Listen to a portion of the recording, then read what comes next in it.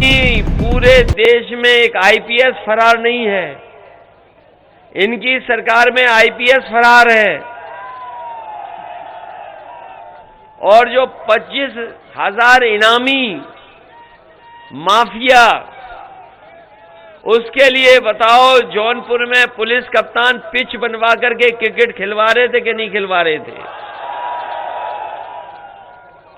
और एक घटना नहीं बताइए, उन्नाव में न जाने कितनी घटनाएं हो रही हैं जिस पे आरोप था। बताओ वो मुख्यमंत्री अपने कार्यालय में बुला करके पुलिस से बचाना चाहते थे कि नहीं बचाना चाहते थे? और अगर आज की अखबार पढ़ा होगा, आपने खबर देखी होगी, तो आज भी एक बहन के साथ घटना हुई है। आज सबसे ज्यादा असुरक्षित अगर कहीं हैं बहनें, बेटियां और हमारी माताएं, तो भारतीय जनता पार्टी की सरकार में। हम आपको भरोसा दिलाते हैं कि इनकी सरकार में कानून व्यवस्था बिल्कुल चौपट हो गई, मन मर्जी किया। और एक घटना नहीं है, हम न जाने कितनी घटना बता सकते हैं आपको। और ये रायबरेली के लोग जानते होंगे कि यहां पर भारतीय जनता पार्टी के लोगों ने किस तरीके से लोगों को सताया है। न जाने कितनों पे झूठे मुकदमे लगे हैं। और वो चुनाव भूल जाओगे आप, पंचायत का चुनाव, ब्लॉक प्रमुखी का चुनाव, कोई सदस्य अपने घर पर नहीं रह पाया। जिला पंचायत सदस्य तो दूर, बीडीसी तक के पीछे पुलिस पड़ी हुई थी। और वो भूल जाएंगे आपके पर्चा एक बहन से कैसे छीना गया। पर्चा छीनने के लिए ये भारतीय जनता पार्टी के लोगों ने एक बहन के कपड़े तक फाड़ दिए थे। ये हमारे मुख्यमंत्री की गलती नहीं है। ये जो कानून व्यवस्था इस तरीके से हो गई, ये उनकी गलती नहीं है।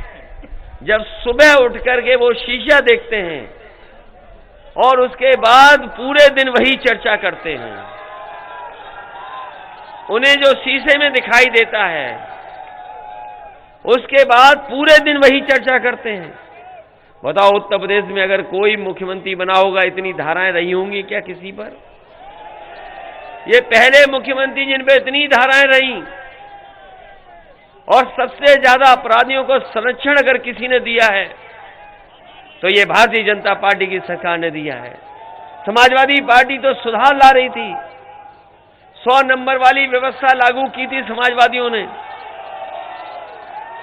और घटना हो जाए कहीं पर भी, गांव में झगड़ा हो जाए, खेत पे झगड़ा हो जाए, गरीब को कोई परेशान करे तो फोन मिलाकर के पुलिस बुला सकता था, उसे थाने में जाने की जरूरत नहीं थी। ये 100 नंबर की व्यवस्था जब से 112 हुई है, ये भारतीय जनता पार्टी ने पुलिस का भी कबाड़ा कर दिया। ये जो डबल इंजन के लोग दावा करते हैं, बताओ डबल इंजन की सरकार में एक ही चीज डबल हुई है, वो भ्रष्टाचार डबल हुआ है। हुआ डबल के नहीं हुआ? इसलिए साथियों, मैं जन समर्थन देख करके और जन सलाह देख करके मैं कह सकता हूं कि यहां के लोगों ने अपनी राय बना ली है। बताओ राय बन गई कि नहीं बन गई? कि अब तो केवल साइकिल की रफ्तार बढ़ेगी और किसी की रफ्तार नहीं बढ़ने वाली। इसलिए समाजवादी पार्टी ने तय किया है कि इधर जब बिजली का बिल आता है तो आपको करंट लगता है कि नहीं लगता है। इसलिए समाजवादी पार्टी ने तय किया सरकार बनने पर 300 यूनिट बिजली फ्री होगी, किसी को बिल नहीं देना पड़ेगा। और हमारे किसानों को हम भरोसा दिला के जा रहे हैं, जिस तरीके से पहले सिंचाई माफ थी, कोई पैसा नहीं देना पड़ रहा था, आने वाले समय में समाजवादी सरकार बनेगी तो सिंचाई के लिए पूरी की पूरी बिजली माफ होगी, एक भी पैसा आपको नहीं देना पड़ेगा। हमारे सरकारी कर्मचारी जानते होंगे पुरानी पेंशन बहाल को लेकर के बहुत मांग कर रहे थे कि पुरानी पेंशन बहाल हो।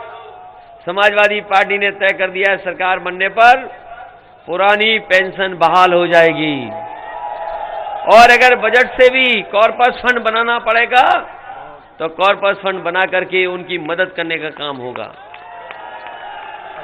ये हमें नौजवानों के हाथ में मोबाइल दिखाई दे रहे हैं, स्मार्टफोन, और एक साथी लैपटॉप भी हमें दिखाई दे रहा है। इधर आपने देखा होगा जब चुनाव की तारीख आ रही थी तो हमारे बाबा मुख्यमंत्री ने बहुत स्मार्टफोन बांटे, लाखों लाख बांट दिए स्टेडियम में, टैबलेट बांटी और लैपटॉप भी बांटा, लेकिन रायबरेली के लोगों को कुछ नहीं मिला। बताओ मिला आपको किसी को? और मिलता भी कैसे? बाबा जी खुद नहीं लैपटॉप चला पाते। अभी तक तो मैं समझता था कि लैपटॉप नहीं चला पाते हैं, लेकिन अभी जानकारी हमें मिली है कि हमारे नौजवान तो चला लेते हैं स्मार्टफोन, और आपको इसीलिए नहीं मिला क्योंकि हमारे बाबा मुख्यमंत्री स्मार्टफोन भी नहीं चला पाते। और उनका प्रिय जानवर जानते हो कौन सा है? गौशाला के नाम पर बताओ कितना पैसा आया। हमारी गाय मां भूखी जान दे रही हैं, भूखी, कोई उन्हें खाने को भूसा नहीं दिया। पता नहीं कहां चला गया बजट। और सड़कों पर बताइए कितने सांड घूम रहे हैं। बताओ सांडों को हटाना चाहते हो, अपनी खेती बचाना चाहते हो कि नहीं बचाना चाहते हो? और खेती करने वाले जानते होंगे कि ये बीजेपी वाले आए थे, कह गए थे हम किसानों की आय दोगुनी कर देंगे। किसान भाइयों बताओ कौन सी पैदावार की आपको कीमत मिल गई? किसी फसल की आपकी आय दोगुनी हुई हो तो बताओ। अगर धान पैदा किया होगा तो धान की लूट हुई कि नहीं हुई? और हमारे अगर किसानों ने गन्ने का भुगतान के लिए कहा होगा तो गन्ने का भुगतान भी नहीं हुआ कहीं भी, और किसी फसल की ये कीमत नहीं दे पाए। और जब किसान को खाद की जरूरत थी तो बताओ खाद किसी को मिल गई? न डीएपी मिली, और अगर किसी को बोरी खाद की मिल भी गई होगी तो उसमें से 5 किलो की चोरी हो गई।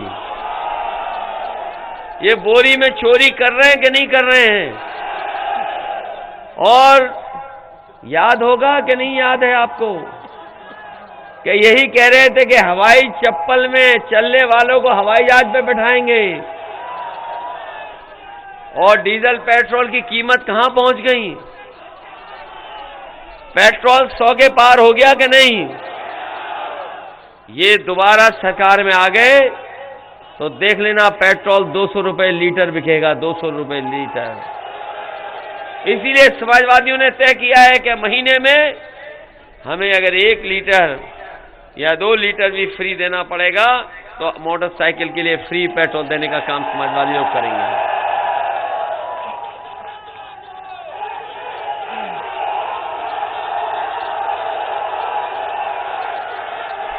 इनके भाषण सुने बीजेपी वालों के आपने? अभी प्रधानमंत्री बोल रहे थे कुछ दिन पहले यहीं पर बगल में, कल प्रधानमंत्री बोल रहे थे यहां पर। एक बोल रहे थे बुंदेलखंड में, एक बोल रहे थे हाथरस में, एक बोल रहे थे बाराबंकी में। कभी इनका भाषण ध्यान से सुनना आप, और जब ध्यान से सुनोगे और आकलन करोगे तो आप पाओगे कि इनके जो छोटे नेता हैं वो छोटा झूठ बोल रहे हैं, जो इनके बड़े नेता हैं बड़ा झूठ बोल रहे हैं, और जो सबसे बड़े हैं वो सबसे बड़ा झूठ बोल रहे हैं। ये बात सही है कि नहीं है? इनसे ज्यादा झूठ बोलने वाली पार्टी कोई नहीं हो सकती जितना भारतीय जनता पार्टी के लोग झूठ बोल रहे हैं। इन्होंने नौजवानों को सपने दिखाए कि नौकरी मिल जाएगी, रोजगार मिल जाएगा। हमारे नौजवान 5 साल इंतजार करते रहे कि ये सरकार नौकरी रोजगार देगी, लेकिन 5 साल इंतजार में ही कट गए। बताओ, इंतजार में कट गए कि नहीं कट गए? और ये बीएड वाले जानते होंगे आपको कितना लड़ना पड़ा, कब से संघर्ष कर रहे हैं आप लोग। आपने हमारा घोषणा पत्र तो देख लिया होगा, इसमें शामिल कर दी हैं हमने आपकी चीजें, और न केवल आपके लिए बल्कि टीटी के साथ साथ बीटीसी, बीएड, बीपीडी और हमारे शिक्षा मित्रों की भी बहुत जान गई है। इन सबको नौकरी देना, इनको समायोजित करना, इनके साथ साथ ये हमारे पढ़े लिखे नौजवान जानते होंगे 11 लाख पद खाली हैं सरकार के, 11 लाख पद खाली हैं। उन पदों को भर करके अपने नौजवानों को नौकरी और रोजगार देने का काम करेंगे। ये जो गर्मी निकालने की बात कर रहे हैं, जो भाप हो गए हैं और वोट पड़ेगा उस दिन धुआं हो जाएंगे, हम उन्हें कहना चाहते हो, आप गर्मी निकालना चाहते हो, समाजवादी सरकार बनेगी तो अपने नौजवानों को फौज में और पुलिस में नौकरी देने के लिए नौकरी निकालने का काम करेंगे।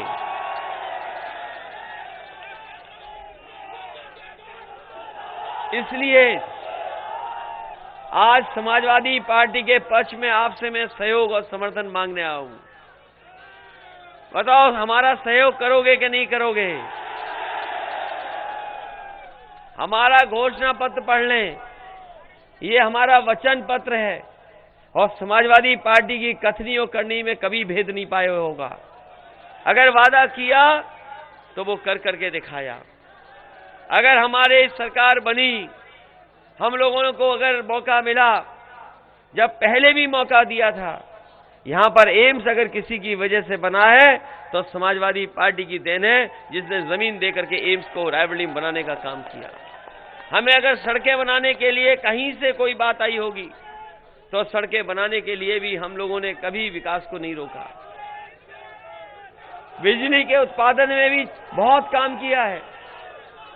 आने वाले समय में ये निश्चित करके जा रहे हैं कि अगर हमारे गरीबों की गंभीर से गंभीर बीमारी के लिए अगर सरकार के बजट से पैसा देना पड़ेगा तो हम आपके गरीबों के इलाज के लिए बजट से पैसा दे करके उनका पूरा का पूरा इलाज फ्री कराने का काम समाज लोग करेंगे।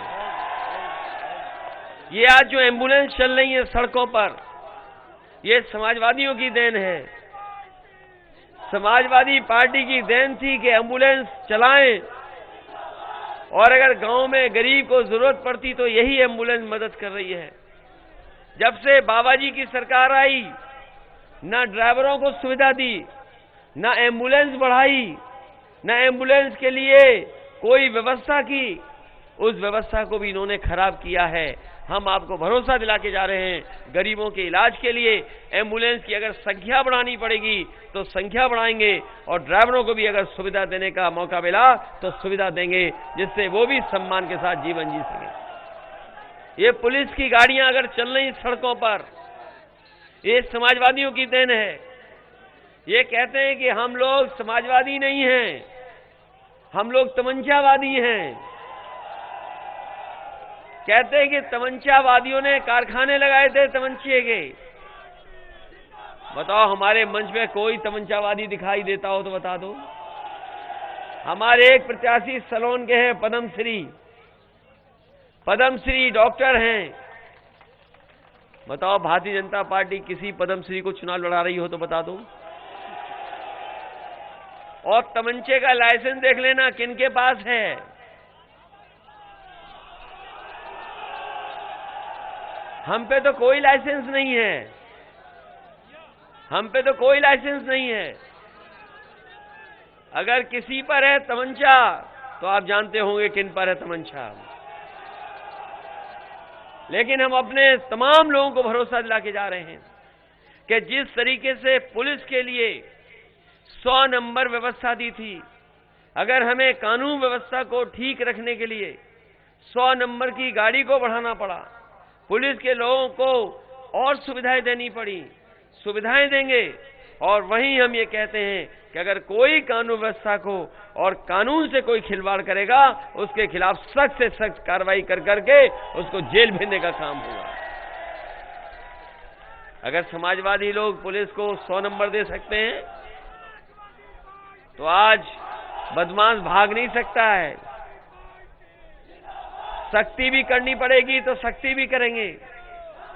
लेकिन हम बीजेपी से पूछना चाहते हैं कि आपकी सरकार में तो आईपीएस फरार है, एक आईपीएस पिच बनवा रहा है माफिया के लिए, 25,000 इनामी के तो घुटने पे गोली मार देते हो आप। लेकिन आपकी सरकार में 25,000 इनामी वोट मांग रहा है। ये कौन सी कानून व्यवस्था है? अगर है कानून व्यवस्था तो बताओ कि 25,000 इनामी कैसे वोट मांग रहा है? ये कहां की कानून व्यवस्था है कि 25,000 इनामी वोट मांग सकता है? इसलिए आप लोग बीजेपी के बहकावे में मत आना। बताओ सावधान हो उस चीज के लिए कि नहीं सावधान आप? और याद रखना, इन्होंने 5 साल जनता के ऊपर महंगाई बढ़ाई है। बताओ महंगाई बढ़ी है कि नहीं बढ़ी है? ये जो गरीबों को राशन मिल रहा है केवल चुनाव तक मिल रहा है, चुनाव के बाद नहीं मिलेगा, क्योंकि पहले नवंबर तक मिलना था। यूपी का चुनाव आ गया तो इन्होंने कहा मार्च तक मिलेगा। और जो हमारे पत्रकार साथी हैं, पढ़े लिखे हैं, और भी जागरूक लोग होंगे, आप जानकारी कर लेना, दिल्ली के बजट में राशन का पैसा नहीं रखा है, क्योंकि वो जानते हैं कि मार्च में चुनाव खत्म हो जाएगा। मार्च तक तो पैसा है, लेकिन मार्च के बाद पैसा नहीं है। मैं अपने गरीबों को बता के जा रहा हूं कि पहले भी समाजवादियों ने दिया था। अगर 5 साल और जब तक समाजवादी सरकार रहेगी, हम अपने गरीबों को राशन देंगे। राशन के साथ साथ अगर हमें सरसों का तेल देना पड़ा खाना बनाने के लिए तो वो भी देंगे। साल में सिलेंडर 2 देंगे। और अपने गरीबों का स्वास्थ्य बेहतर हो जाए तो 1 किलो घी भी उनको देने का काम समाजवादी सरकार में राशन में होगा। ये राशन दे रहे हैं केवल मार्च तक, और समाजवादी लोग राशन देंगे जब तक समाजवादी सरकार होगी। हमारे गरीबों को राशन देने का काम होगा। नमक में कांच मिल रहा, नमक पूरे में कांच आ गया। मुहर्रम में एक बार पूछ लीजिए मिल रहा कि नहीं, आ रहा कि नहीं आ रहा। और इनका जो राशन आ रहा है, जैसे वो खुद है वैसा राशन दे रहे हैं। राशन बताओ गड़बड़ वाला राशन दे रहे हैं कि नहीं दे रहे हैं? नमक में कांच। और नमक में कांच तो नहीं मिल गया आपको? ये कहां से नमक आ रहा है? कहीं गुजरात से तो नमक नहीं आ रहा। अगर अखबार पढ़ा होगा आपने, बताओ एक व्यापारी 28 बैंकों का पैसा लेके भाग गया कि नहीं भाग गया? और जो पहले पैसा लेके भागे थे बैंकों का, वो कहां के थे? और आज जो पैसा लेकर के भाग गया 28 बैंकों का, वो कहां के हैं? तो बताओ उत्तर प्रदेश को बचाओगे कि नहीं बचाओगे? तो ये उत्तर प्रदेश को बचाने का चुनाव भी है, और उत्तर प्रदेश को बचाने के साथ साथ लोकतंत्र को बचाने का चुनाव है। और बाबा साहब भीमराव अम्बेडकर जी ने जो संविधान दिया उसका भी बचाने का चुनाव है। और उत्तर प्रदेश को बदहाली से खुशहाली में ले जाने का भी चुनाव है। इसलिए आप लोग सब मिलकर के एक एक वोट साइकिल के चुनाव चिन्ह पर डाल देना। बताओ साइकिल की मदद करोगे कि नहीं करोगे? और अपने गांव जाके, घर जाके, मोहल्ले में जाकर के समाजवादियों की मदद करवाओगे कि नहीं करवाओगे? याद है बीजेपी बहुत डोर टू डोर कैंपेन कर रही थी, घर जा जाके कैंपेन कर रही थी, और शहरों में इनके बड़े नेता थूक लगा करके पर्चे बांट रहे थे। अब वो प्रचार बंद हो गया कि नहीं बंद हो गया?